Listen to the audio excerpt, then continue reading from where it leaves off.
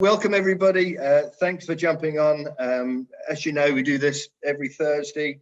We bring a guest along, whether it be a solicitor or a mortgage broker or our developers. And this week, I'm particularly excited because we've got Cassius Crowther from London Resort Hotels and Alec Tonight from London Resort Hotels, who's going to tell us all about a great opportunity for you, our clients, to get in and get involved with something quite exciting and quite unique. And I'm sure a lot of you have read about it in the newspaper. So yeah, I'm going to now pass across to Cassius. Welcome, Cassius. Looking forward to this. Great. Yes. Thank you very much, Chris. Very happy to be here. Thanks for the invite. As Chris said, my name's Cassius Crowther. I'm a director with the London Resort, with the developer of the London Resort. And I'm here to talk about not just the London Resort, but also particularly the Paramount hotel that we're building within the London Resort. I think you can, as we go through, I think there's an opportunity to put any questions in the Q&A box that you may have. So as we go along, perhaps do that. So I will kick off. Incidentally, I'll probably only be speaking for 20 minutes or less, and then we should be able to spend a bit of time doing a Q&A as well. Okay, so what will I be covering today? Essentially, I'm going to give a bit of a brief overview as to the global markets as I see them. I'm not a specialist in that particular area, but I think it's quite a nice lead in to what I'll be talking about, which will be then a more detailed look at our proposition, and then I'll finally summarize with the benefits of this investment, this very exciting investment that we have. So, okay, well, global markets overview. It's obviously no secret that, as Chris and I were just talking about, we're going through this terrible pandemic still. We're hoping, obviously, it ends at some point, perhaps this year or next.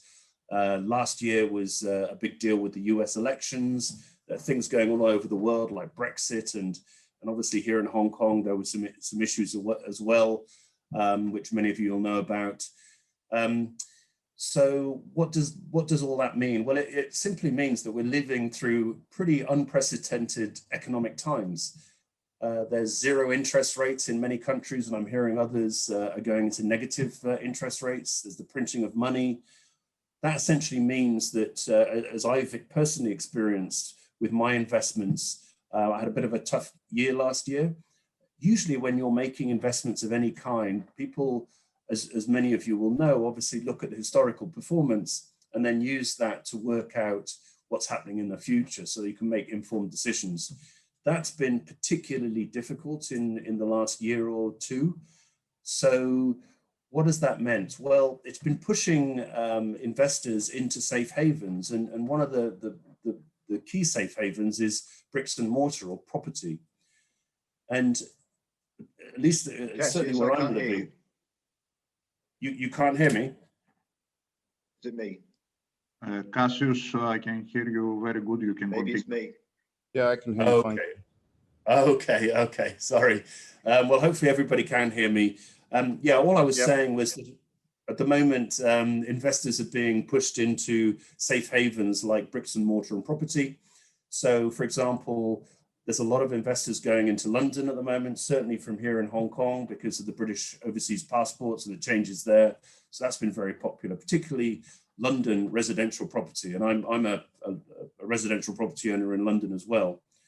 But it faces challenges, as I know only too well. So residential property in London, there are lots of the benefits that I once enjoyed that just don't exist anymore. You don't get the same tax breaks anymore. I had a terrible time last year with the tenants, particularly actually outside London in some of the university cities where I've got property. A lot of the students weren't going to university, so they didn't need accommodation stay, and I suffered a bit from that. The other thing is that the regulations around residential property in the UK and London are tightening, as I found out. So, for example, last year I had to fork out £7,000 for one of my flats in London to redo all the electrics because they didn't meet the new standards that were coming out with this EICR certificates and so on that you need. So there are issues with residential property in London. Although, but as I said, property is seen as a safe haven, and indeed it is. So what's the solution? Well, in our view, the solution is commercial property. It enjoys many of the same benefits as residential property, but there are some key differences as well. The commercial property that I'm talking about, as I mentioned earlier today, will be the Paramount Hotel within the London resort. Before I get on to the Paramount Hotel, which is what we're looking for individual investors in, so they can buy rooms or units within the hotel, I just want to talk a bit more about the actual London resort that we're building itself. Because obviously, if we're going to enjoy the high rates of visitors staying in the hotel, which will drive up property, which will drive up our net income and so on, then the park needs to be a success, and obviously people need to visit it. So the London resort will be opening in 2024. We'll be starting building later this year.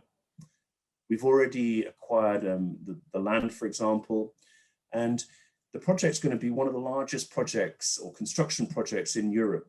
It'll be employing about 30,000 people and generating billions in investment. The London resort has been seen by the British government as quite stimulating for the British economy. So they've actually nominated it as a nationally significant infrastructure project, or an NSIP, which essentially means that it has their backing. Other NSIP projects were, for example, the Eurotunnel. And the idea there is that they're trying to encourage this type of investment because it drives the economy. And obviously a lot of jobs are created because of it. So the other thing that it means is that with an NSIP, you don't actually follow the same planning application process. Instead, there's a development consent order that we actually submitted last year, and it got accepted by the government just last month. So we submitted a 25,000-page report so that we could get that. So that's actually a very good piece of news.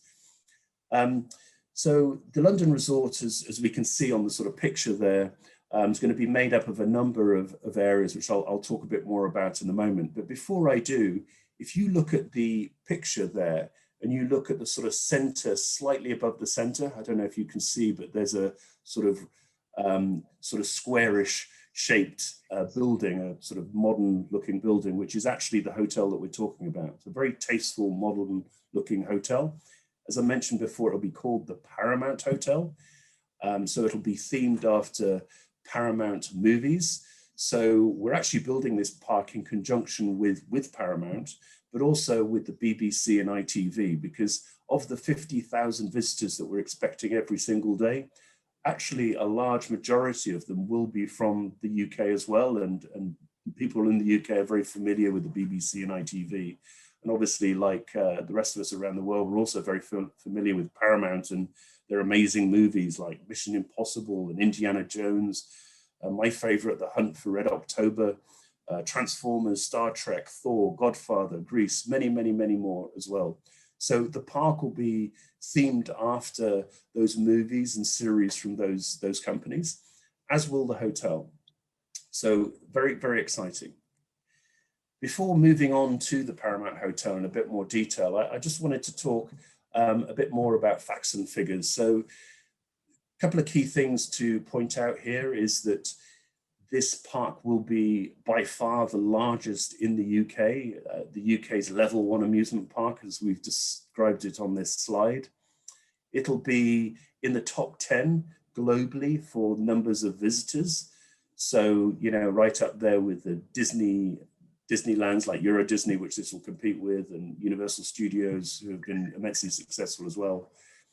I've already talked about our partners who we're building it with, for example, Paramount Studios, the BBC, ITV, and others. It's also going to be a huge piece of entertainment in terms of area as well. It's going to be 2.1 million square meters of entertainment space. So if you look at the lower right-hand corner there, you'll see a picture of actually where we're going to build the site. So this is where we've acquired the land rights. And if you look very carefully there, right in the middle, or almost right in the middle, there's a railway line, which is actually the line from central London. Sorry, Chris, I think you're going to ask a question. I saw your hand go.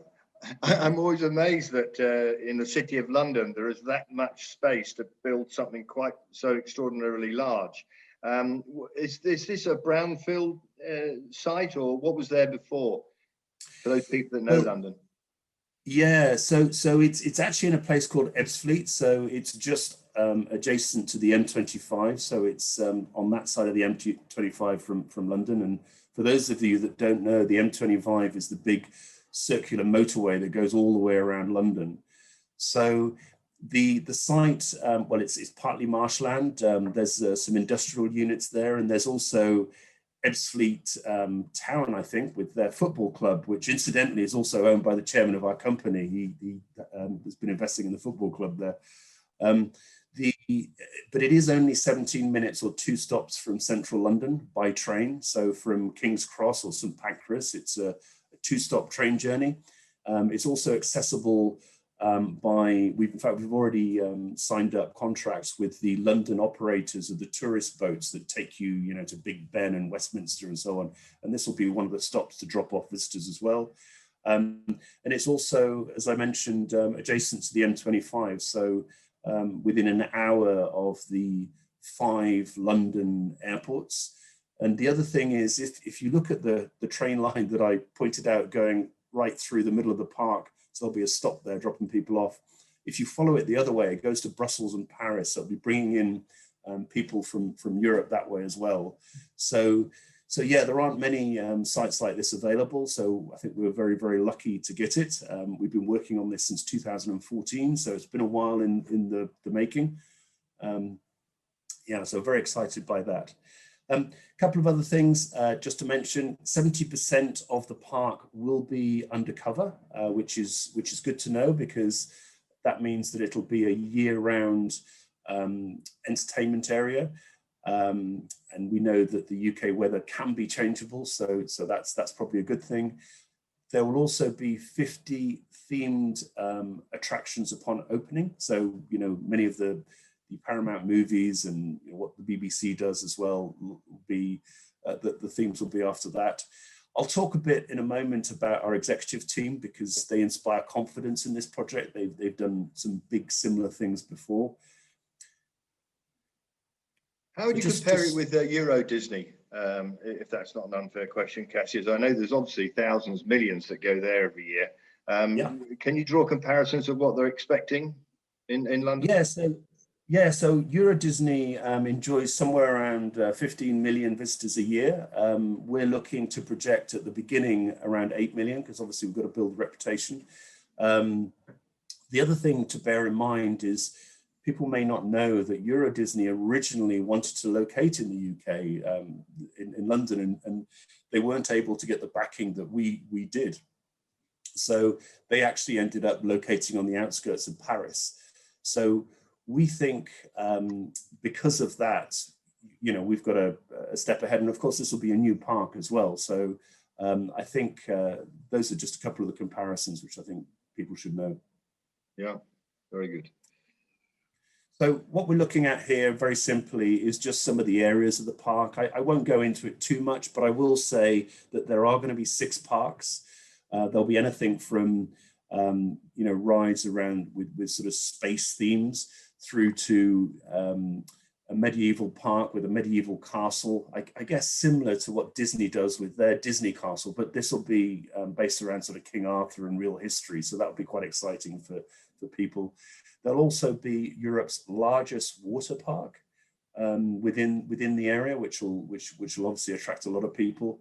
There's what we're calling currently the High Street, which is going to be a huge area of shopping and eating, well-known restaurants, some of which you would imagine will be themed after movies like The Godfather. So every hour you get a sort of shoot up in there or something like that is the thinking at the moment.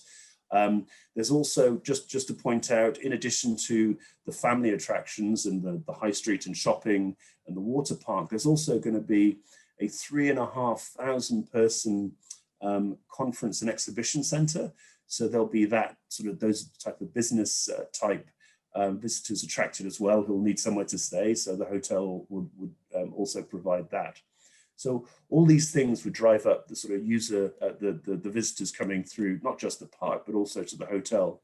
And many of the areas, so for example, the high street will be open to the general public as well. So you can imagine a night out, after a night out there, you know, visiting the theatre or the other entertainment outlets, that a lot of them will want somewhere to stay as well. So there are all pluses for the hotel. I've talked a bit about the location already, but this just shows it on a map. So as you can see, that big blue upside down teardrop is pointing at where the park will be, right there on the Thames. Again, adjacent to the M25 going around London, and you can see the railway line and the airports as well. So very well located. I mentioned our executive team before, and I do like to talk about them because, for example, our Chief Executive Officer, P.Y. Gubbo, many of you might actually know him. He was the COO of Euro Disney. So there's a link there, lots of experience there about making that park the success it was. So transferring that to doing that here. He was also, he's a Frenchman, but he spent a long time in London. He actually, when I was in London, he was all over the news because he was in the middle of turning around the fortunes of the Millennium Dome, otherwise known as the O2 Arena, and making that the success it was. So not only does he have this vast experience of these types of parks, but he also has that experience of these types of large entertainment venues in the UK, and in fact in London as well. So that's all good. Steve Norris is somebody else I like to talk about. He's actually our chairman. Many of you may also recognize the name. He's a long-time parliamentarian in the UK with a long ministerial career. In fact, I think he was Minister of Transport in the UK government. So you can see the link there between having someone like Steve as our chairman and the fact that this is an NSIP with government backing, that really helped. So I do like to talk about them a bit just to inspire that extra confidence in how successful this is going to be.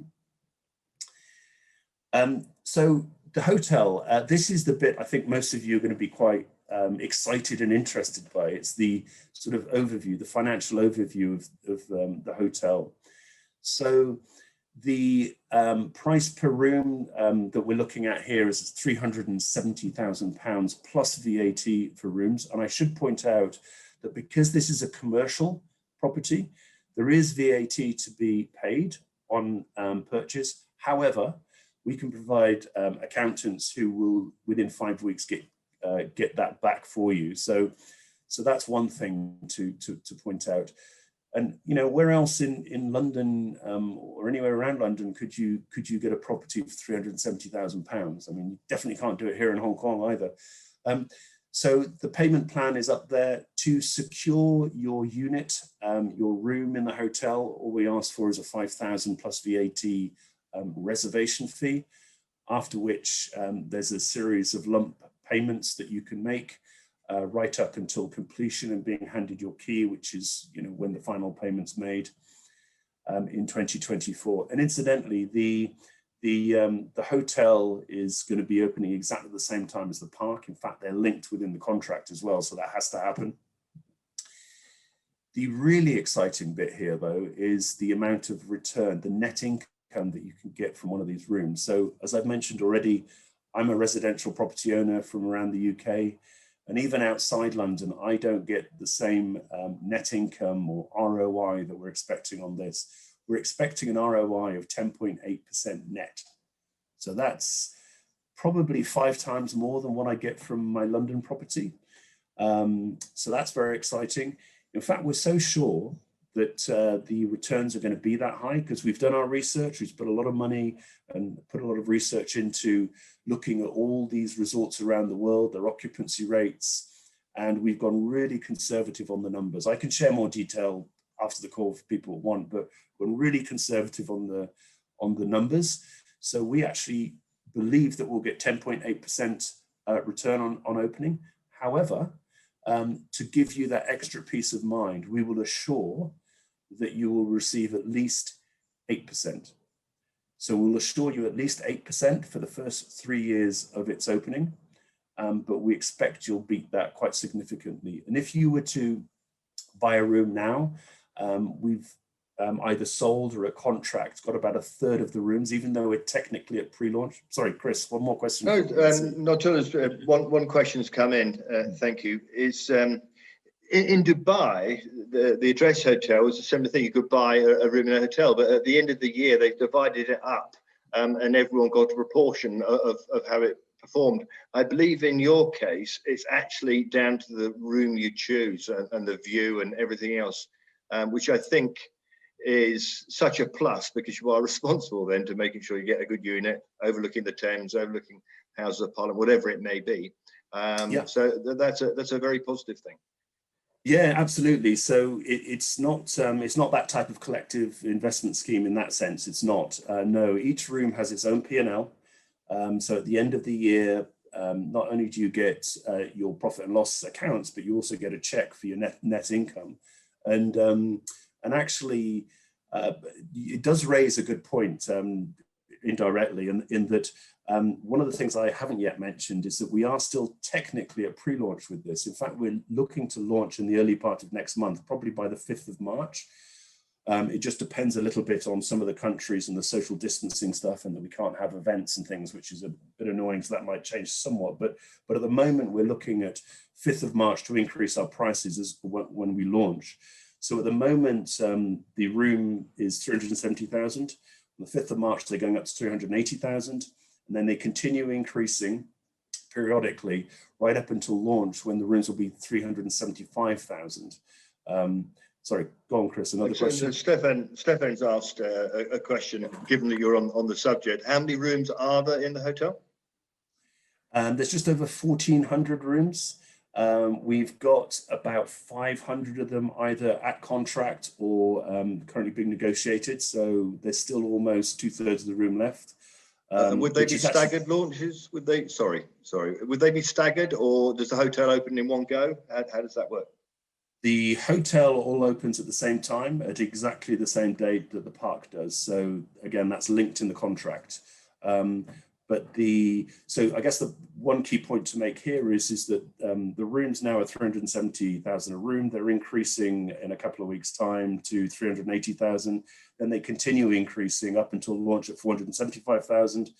So, people reserving a room now can lock in pretty much within, a couple of weeks, if they were to move now, sort of £10,000 profit in terms of the asking price of the room. And by the time it completes, the rooms will be available on the market, what's left, for £105,000 more than they are now. So in 2024. Yeah, and you've already mentioned about start dates, etc. And I know it's a little bit pie in the sky, and $64,000 question, but I've got to mention, it's coming from Nikki Sargent, COVID lockdown. How would that affect your plans, and have you been able to write anything into that? How's that working? I do know, by the way, because I've spoken to you before, that it's going to be a very, very COVID-friendly environment. Yeah, COVID-friendly, COVID-compliant even. But no, you're just Just invite people with COVID, I thought. So we, if people that look at the news, they'll see that we originally we paused things back in, I think, around 2016, because we weren't sure what Brexit was going to do. Then just before COVID, we decided to, actually not just before COVID, early last year, we decided to go full steam ahead. So our chairman put in place some of the key executives that you see ready to build out this year. And then COVID obviously arrived. The couple of things to say about that, I mean, obviously, we're hoping, a lot of people believe that COVID will be dealt with by the end of this year, if not next year, with all the vaccines and stuff coming out. But even that said, and in case there's something similar that happens in the future, the hotel is being built to be COVID compliant, which basically means that it'll be able to allow for things like social distancing that the old parks just couldn't do, because they weren't designed in the way that this new park is. So it's a good question, and it has been taken into account, and it really hasn't changed very much, other than the designs now incorporate that COVID compliant, building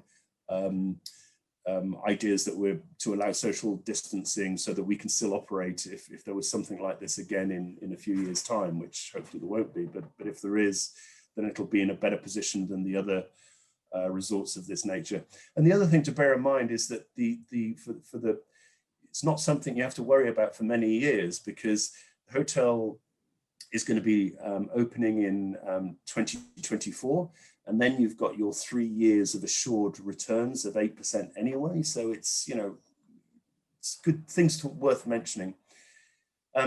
One thing that I'm surprised I haven't been asked this yet is that we do offer financing as well. So we offer up to 85% financing on this. One of the things that I'll be talking about in a moment is a similar sort of hotel scheme that was done in 2010, and they didn't offer financing. Although it went very well, they didn't offer financing. And as I know from living in Hong Kong, buying even residential property in the UK is quite difficult actually to get financing. So we do offer 10-year financing of up to 85%, which hopefully will be good news for some people. And the other thing I'll say about that, since I'm talking about it, is that this financing is offered in-house. It's a subsidiary of our parent company. So the application process is relatively simple, and you do get a very quick yes or no. And thankfully, almost all the applications I've had have actually been approved. And there's no charge or cost or commitment to make an application to see if you have financing. Sorry, again, another question. It's worth also noting who the owners are and the backers, as you say. You've got Stephen Norris in there as chairman, but when it comes to the actual owner, the people behind it, and the money and the wealth, it's quite a good story. Yeah, I'll maybe just flick through a couple of slides. So we have a lot of partners for this project. The key ones I mentioned, Paramount, ITV, BBC, who we're doing this in conjunction with, but we've also got a number of other partners as well. And very importantly, our holding company, or the main company behind all this, is KEH Group, QH European Holdings. So they're a large company with billions of assets under management and quite a lot of cash at hand as well. They're the ones that will be underwriting the guarantees of, if there are delays, that there are long and short stop dates built into the contract, where if we miss a date to start the building or finish the building, people get their money back, and it's guaranteed by our holding company, who are the ones that set up the London Resort Holdings in London to build this. So the contract would be under UK law, which a lot of people like. The guaranteeing, the backers behind it would be our holding company, because they've got the money. We're also looking to fund the rest of the park through working with a number of banks to raise debt to build the park, because the park's going to cost £3.5 billion to build. So it's a big project. But the hotel, this particular hotel, while our company is going to retain a minimum of 10% of the rooms, the rest of it are going to a series of individual investors. There's a few people who have bought 10 rooms, and then there's also another investor who's bought a much larger block of rooms. But yeah, so that's a little bit about who's behind this, just to give people that extra confidence. So I've talked probably a fair amount about the financial overview and the incredible sort of 10.8% returns, which, as I keep saying, compares to nothing like I currently experiencing with my UK property, particularly my London property. A lot of people ask about case studies. It's an exciting type of investment. It allows people that hold different types of assets, including residential property, to diversify. So I had a call, Chris, with one of your managing partners and some of her clients a couple of days ago, and they kept talking about diversification. They have various investments that they want to diversify, and this was very exciting to them for that reason. But this case study, so this is the one I referred to earlier. I picked a Radisson hotel. the Park Plaza Hotel, County Hall. The reason I picked Radisson is that they are partners of ours on other things that we do, other projects that we've had. And they're also quite a well-known hotel company as well. But anyway, there was a hotel built back in 2010 in London, so not in a big theme park like this, which will, is assured to bring visitors that would stay in the hotel through. This is in central London, where there are quite a lot of hotels and quite a lot of competition. Nevertheless, the other reason I picked this particular hotel is because a lot of the investors in this hotel, they found it such a successful investment that they're actually investing in our hotel as well. So that was another reason that I picked this as the case study. So essentially, the rooms are sold back in 2010 for 175 to 250,000. Many of those rooms have now doubled in value. So there's a capital appreciation like we're expecting with our hotel as well. The launch yields were lower at central London, so 5 to 6%, where there's a lot of competition. But those have increased to 7 to 8% now. And in fact, if you go online to see if you can buy a room in this particular hotel now, because they're sold on the free market, it's actually quite hard because we found that people are only giving up these rooms in the case of divorce or, other not good reasons like perhaps a death and so on. So people tend to hold on to these investments because they're really low hassle. They don't actually have to do too much to manage it themselves. It's being managed for them, and the returns are quite exceptional. So this sort of leads me to pretty much my last one or two slides. So just to sort of recap, bricks and mortar, as I mentioned right at the beginning, uncorrelated to bonds and equities. So a great story there for diversifying your portfolio by investing in this. The other thing that is clearly worth pointing out is that with the capital appreciation of the room and also the very high returns, net returns or net income that I talked about, where else would you get a sort of 50% return in 5 years at the moment? I mean, I'm not sure there are too many places. The other thing I've alluded to is the zero maintenance cost, and for me, really important, no tenancy issues. One thing I didn't point out, but a lot of people like, is that when you buy a room in this hotel, you also get 2 weeks free stay and tickets to the park, free tickets to the park. So good for 2 adults and 2 children. And that's transferable to friends and family. Or if you prefer, we can just give those rooms back to the hotel to sell to people staying on the normal basis. So you would probably benefit for something around £5,600 extra income, just for giving that back to the hotel. And the final thing, I guess, goes to the point that you raised or somebody raised with you about the COVID situation, which we expect to have corrected itself by 2024. This is just a slide I added in after talking to your colleague. They were just sort of asking about next steps for those people that wanted to reserve their room. Very simple. There is a reservation fee of £5,000 plus VAT to be paid. At the same time, you'll be sent a relatively simple form to complete. And then within 2 to 4 weeks of that, the contracts will be sent out for you to sign so that you can have your room when it's completed on a 998-year lease, which again is a benefit over residential property where leases are often far, far shorter than that. That's good. Just one question I can answer. Fraser asked I'm going back a bit, but what are the financing rates? And I believe it's 5% flat. Am I right? Correct. Yeah. Yes. Yeah. I'm just giving you a little break here. And another message from Nikki. Hi, Cass. It's just to make sure I understand this. With an 85% financing, the client only requires $55,000 as the down payment. Also, by looking at your figures, you're expecting the rooms to increase by 30% in value from today to the launch date. What would that be a correct assumption? Yep, if I believe that's what 105 increase on 370 is, yes. And of course, if you buy the room later, you wouldn't get that same increase. But if you buy it now before we launch in a couple of weeks' time, then yes, I believe those figures are pretty correct.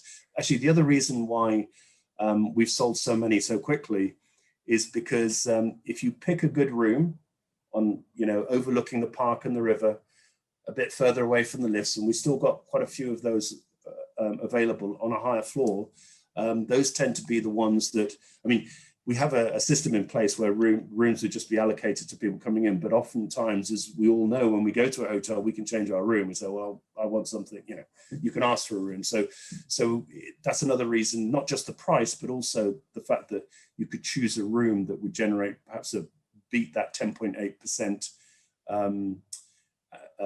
expected net income.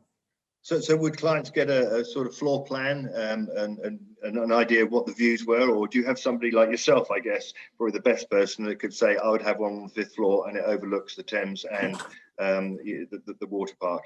Would that be the way to go? Yeah, in fact, I've actually just done that for one of your colleagues, Chris. They were interested in a room themselves, not just for their clients. So yeah, I suggested one or two that, in fact, one room that was that's still available, that's actually very good. So yeah, we could definitely suggest rooms. As I mentioned, any rooms not sold, we're going to keep ourselves. So we'll probably be keeping the less attractive rooms, but that's okay. Yeah, and there would be, so anybody that wants to choose a room, they get a floor plan, they get a reservation form, details on how to pay the deposits or the reservation fee. And we would very happily advise, good ones that are available. And Holborn actually has a set allocation that we won't sell to other people as well, I should point out. Yeah.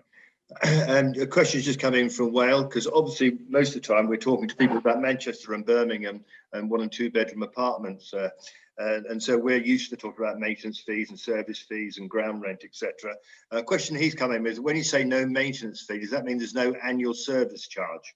That's all incorporated by the hotel and comes out of the fees, I guess, every year.